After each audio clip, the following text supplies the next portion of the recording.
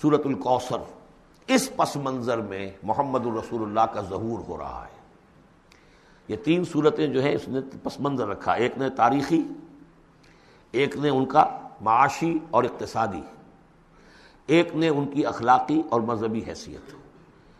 سورۃ الفیل وہ تاریخی واقعہ جو ہے، ظاہر بات ہے بہت بڑا واقعہ، اس کا بڑا چرچا ہوا ہوگا حضور کی بعثت کے ساتھ متعلق، لیکن دوسری طرف بیت اللہ اور اس کی وجہ سے قریش کو اس کے متولی ہونے کی وجہ سے جو امن حاصل تھا اور جو انہیں اللہ کی طرف سے روزی پہنچ رہی تھی، تیسرے ان کی اخلاقی پستی جس حد کو پہنچ گئی تھی، اس میں جب ظہور ہو رہا ہے محمد الرسول اللہ کی نبوت کا، یہ سورۃ الکوثر، بسم اللہ الرحمن الرحیم، انا اعطیناک الکوثر فصل لربک وانحر ان شانئک ھو الابتر۔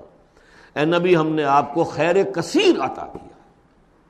اس خیر کثیر میں یوں تو یہ کہ حوض کوثر وہ بھی اسی میں شامل ہے، لیکن یہ کہ اس پر آپ کو 25-30 قول مل جائیں گے۔ قرآن سب سے بڑا خیر کثیر ہے، بہت بڑا خیر کثیر۔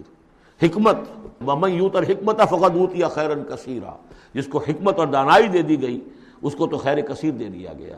تو ہم نے آپ کو وہ سب کچھ عطا کر دیا ہے، اور محتاط کے ساتھ عطا کر دیا ہے، جو انسان کی انسانیت کے لیے، اس کے لیے یوں سمجھیے کہ ترہ امتیاز بن سکتا ہے۔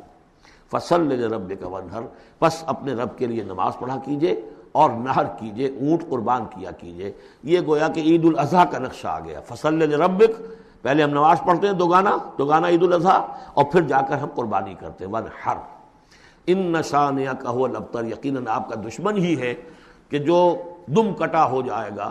اس کا پس منظر یہ ہے کہ جب حضور کے ایک صاحبزادے بچپنی میں فوت ہو گئے تو کچھ جو کفار تھے مکے کے، انہوں نے بڑی خوشیاں منائیں کہ ایک ہی بیٹا تھا، باقی تو ان کی بیٹیاں ہیں۔ آپ کو معلوم ہے کہ 4 بیٹیاں تھیں حضور کی صلی اللہ علیہ وسلم، لیکن یہ کہ بیٹا جو تھا وہ ایک ہی تھا، وہ اللہ نے اٹھا لیا، تو بڑے خوشیاں منائی گئیں کہ یہ تو اب دم کٹا جیسے ہوتا ہے، جس کا کوئی پیچھے نام نہ رہ جائے۔ بیٹیوں سے تو نام چلتا نہیں، نام تو چلتا ہے بیٹوں سے، تو اب ان کا تو کوئی تذکرہ ہی نہیں رہے گا۔ کوئی بات نہیں، جب تک یہ ہیں آگے کوئی نام لینے والا نہیں۔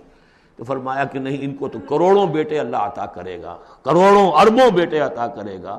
ہاں اے نبی، آپ کا دشمن ضرور ہے کہ جس کا نام لیوا کوئی نہیں رہے گا۔ بارک اللہ لی ولکم فی القرآن العظیم ونفعنی وإیاکم بالآیات والذکر الحکیم۔